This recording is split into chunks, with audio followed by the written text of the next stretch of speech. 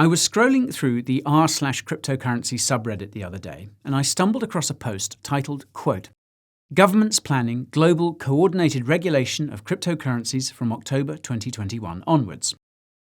Now, we all know that these sorts of predictive posts rarely play out. Usually, there's never even any concrete evidence to back up the positive or negative predictions being made. But what makes this post different is that the author provided sources for nearly every claim, and when I went to fact-check what was being said, I found the same sources and arrived at the same conclusions.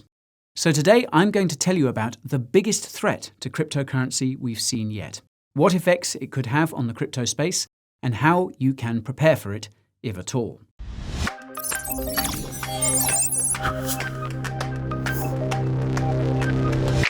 Before we head down the rabbit hole, there's something important you should know. Nothing in this video is financial advice, it's only meant to expand your mind. Contact a financial advisor if you need help with investing, they shouldn't be too hard to find. If you're here by choice or by chance, my name is Guy and crypto is my command. The Coin Bureau is where I preach the highest quality crypto content within your reach. Coins, tokens, news, reviews, exchanges, and market moves. All the knowledge you need to never lose. If this is the sort of stuff you adore, subscribe to the channel and ping that notification bell to make sure you get more. Time is money, which is why I've left timestamps in the video timeline if you're in a hurry. I'd love it if you watch from beginning to end because YouTube boosts videos based on the minutes you spend. So now that you're in the know, let's see exactly what's threatening crypto. Now I'll start by giving credit where credit is due. A lot of the information in this video came from content created by Wesley Thysse, who is the author of the Reddit post which inspired this video. Wesley holds a Master's in Management from the University of Greenwich here in London and is an expert in international taxes and regulations for cryptocurrencies.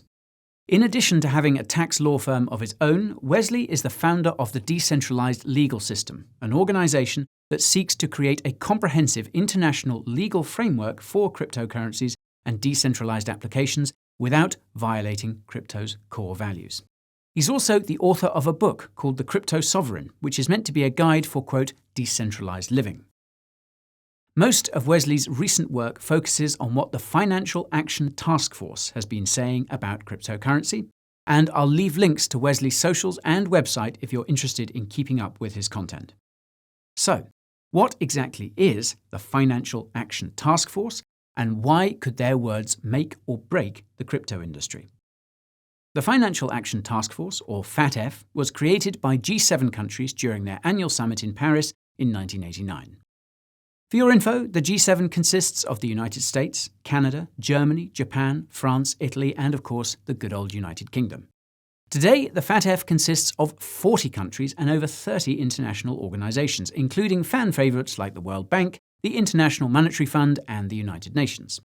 The FATF's original purpose was to prevent money laundering in most major economies around the world. Like all governmental initiatives, the scope of its operations has only expanded since then. Following the attack on the Twin Towers in 2001, the FATF added preventing terrorist financing to its list of priorities. And following massive social unrest and conflict in the Middle East in 2011, the FATF added preventing the financing of weapons of mass destruction to this list in 2012. Following the news that Facebook was planning on launching the Libra stablecoin in 2018, the FATF adopted a, quote, open-ended mandate in early 2019. According to the FATF website, this mandate is to, quote, combat any threats to the integrity of the international financial system.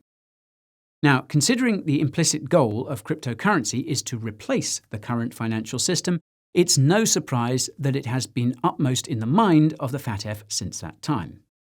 Just a few months after the new mandate, the FATF decreed that all virtual asset service providers, or VOSPs, must collect KYC on all their users as per the infamous travel rule.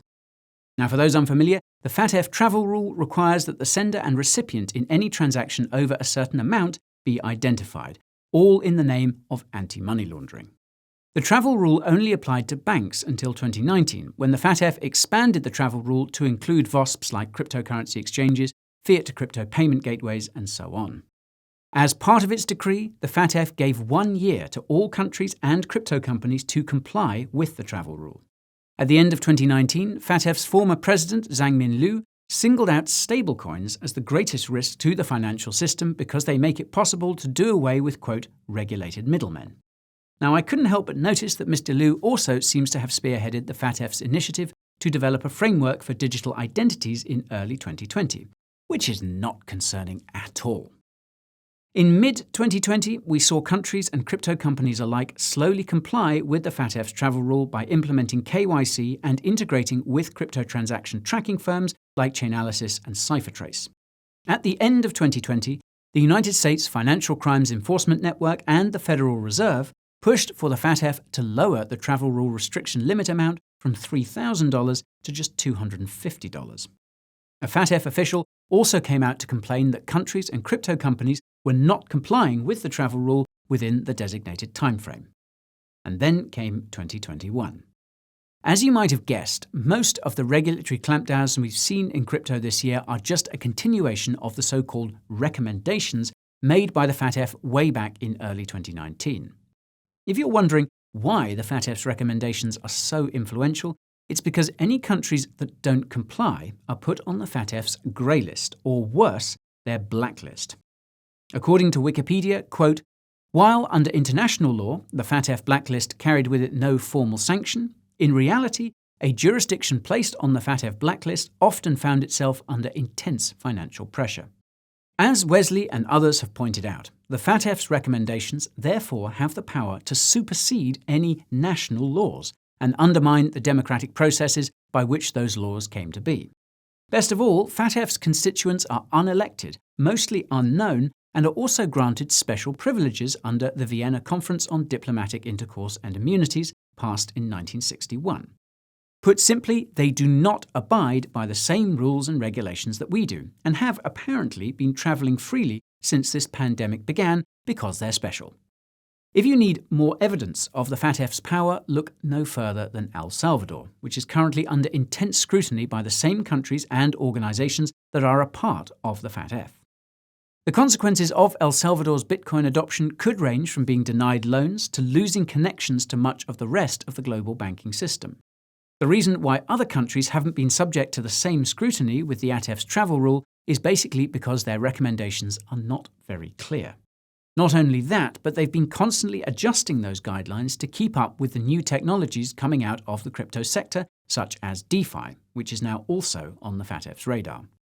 The FATF consequently called for comments about its crypto recommendations this February, and it was supposed to finalise its recommendations based on this information in July. However, because of the pandemic, FATF members recently voted to extend this deadline to October this year, hence the cryptic title of Wesley's post in the r/cryptocurrency subreddit. Once the FATF recommendations are finalised, the coordinated regulatory crackdown on crypto will continue across the globe, and it will likely be much more aggressive than what it has been up to this point.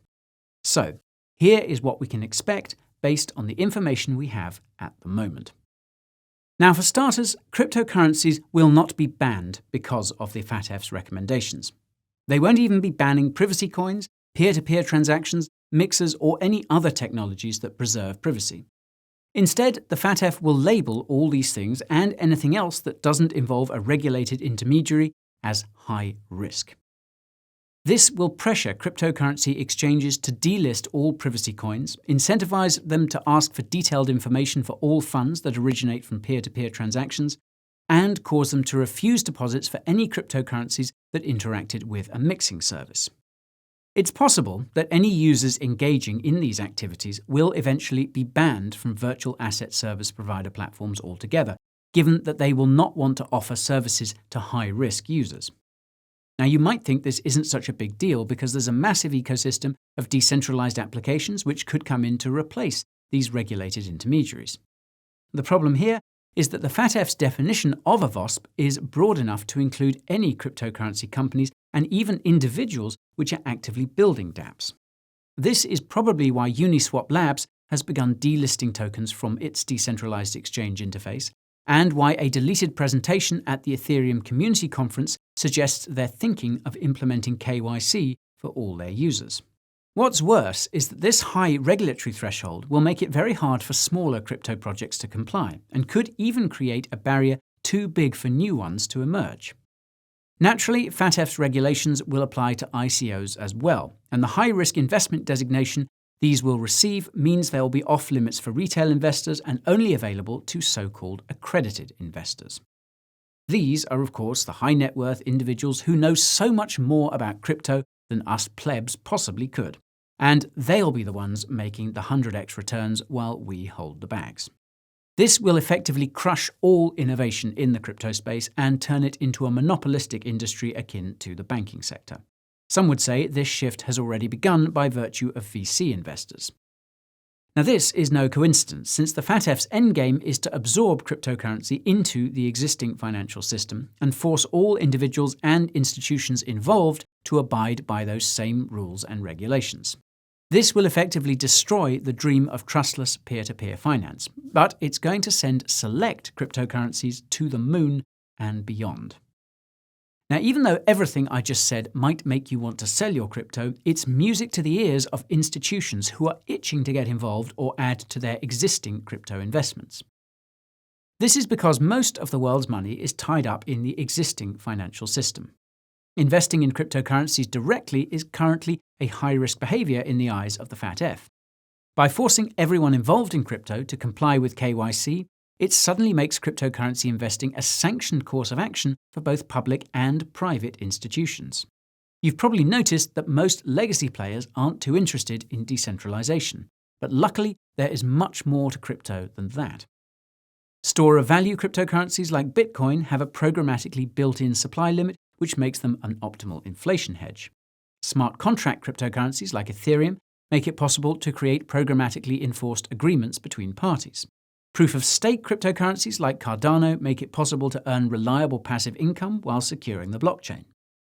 DeFi protocols like Aave make it possible for the free market to set interest rates for lending and borrowing, something which is currently being manipulated by central banks in many countries.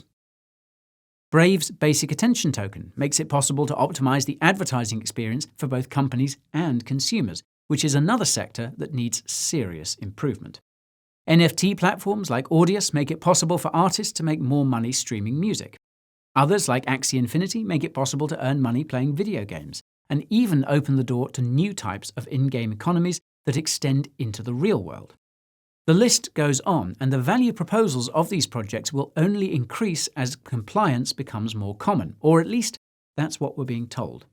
The largest cryptocurrency projects will probably benefit the most, and I reckon Grayscale's cryptocurrency trusts give us a good idea of which specific cryptocurrencies could rally as a result. You can see a list of all of those over here: Bitcoin, Ethereum, Filecoin, Cardano, etc., etc. There are about a dozen other cryptocurrencies that Grayscale is hoping to offer trusts for, and I suspect these will see similar levels of adoption and protection by extension if they manage to make the cut. Now, I happen to have videos about most of these cryptocurrencies, but not all of them are up to date. So that's why you'll have to do your own research, and I have a video that can help you with that. It's in the top right. Given that we still have about 3 months before the FATF F's things up, you might be wondering if there's anything you can do to protect yourself or even resist the regulatory rollout. Well, the first thing I'll say is that it's very unlikely that we'll see any changes happen overnight. History suggests that the FATF's recommendations will take a very long time to implement, much less enforce. Stablecoins will likely be the first to fall, as they pose the greatest threat to the integrity of the existing financial system, according to the FATF. I suspect that the FATF will require all stablecoin issuers to enforce KYC for any accounts holding their tokens, and this will be easy to do since most stablecoins are centrally controlled. Tether, Circle, and Paxos all have a history of freezing user accounts, and that means you probably shouldn't bank on USDT, USDC, BUSD, or PAX to protect your hard-earned crypto gains during the next bear market. Moreover, you should take some time to analyze the cryptocurrencies you're holding and ask yourself if any of them are at risk of getting wrecked by regulators. This could be because the coin or token is too similar to a security, i.e. a stock in a company, or because the company behind it won't be able to comply with KYC requirements. This will be the case for many DeFi projects, so pay extra attention to those. If we do manage to make it up to new all-time highs in the coming months, it might be wise to consider selling any potentially non-compliant cryptos. Or alternatively, you could double down on decentralization and look into cryptocurrency projects that could survive the purge or provide the necessary infrastructure to exist outside of the system. Peer-to-peer crypto marketplaces, cross-chain dexes, and algorithmic or synthetic stablecoins are a few of the many options you have.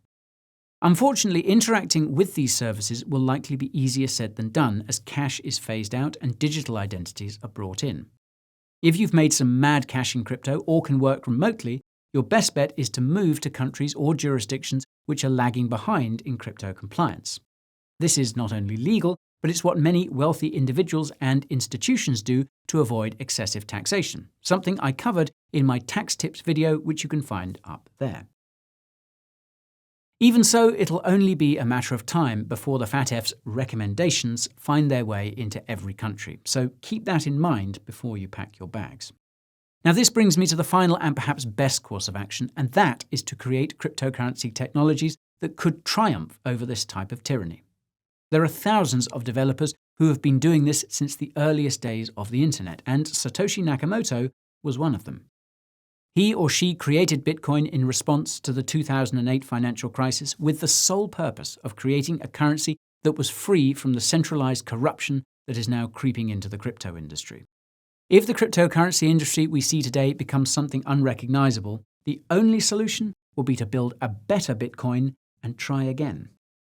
Let's hope it doesn't come to that. Part of me wishes that the Reddit post which inspired this video was just another baseless conspiracy. Researching this sort of stuff is no fun, but the last thing you want is to be caught off guard in the crypto market. The funny thing is that the FATF's crypto recommendations have been making the rounds for over 3 years. The FATF has been in the news multiple times since then, but I never noticed until now. I reckon that's because people don't typically find what they're not looking for. It also helps that we've been in some ways programmed to believe that these international organizations are benign and boring, while they're actually more powerful than most governments. Just like governments, organizations like the FATF fundamentally want control, and this can be clearly seen in their ever-expanding goals and influence. My suspicion is that the internet itself will be designated as the next threat to the integrity of the existing financial system by the FATF. I suspect this is because one of the FATF's so-called high-risk activities involves using Internet Protocol anonymizers such as the Onion Router, aka Tor. To address this threat, the FATF will probably mandate a digital identity to access Internet services. This seems to be on their roadmap, and it's something which is already being proposed in some countries. Now, this ties into my biggest concerns, which relate to community governance both inside and outside of cryptocurrency. Decentralized autonomous organizations have evolved very quickly, and some of them have billions of dollars of cryptocurrency in their treasury. If you're able to create a comprehensive governance process to allocate those funds effectively, it replaces the need for government entirely. This would end the monopoly on violence that most countries have over their citizenry, and when you combine that with peer-to-peer financial technologies, you get true freedom and autonomy. At the end of the day, the only way to counter these totalitarian takeovers is to create communities of like-minded individuals to oppose them. Digital identities could make this sort of resistance impossible. Now, I know this all sounds pretty grim, but this battle has not yet been lost, and the war is far from over. Our strength has always been in numbers, and if enough people are made aware, crypto will not be conquered.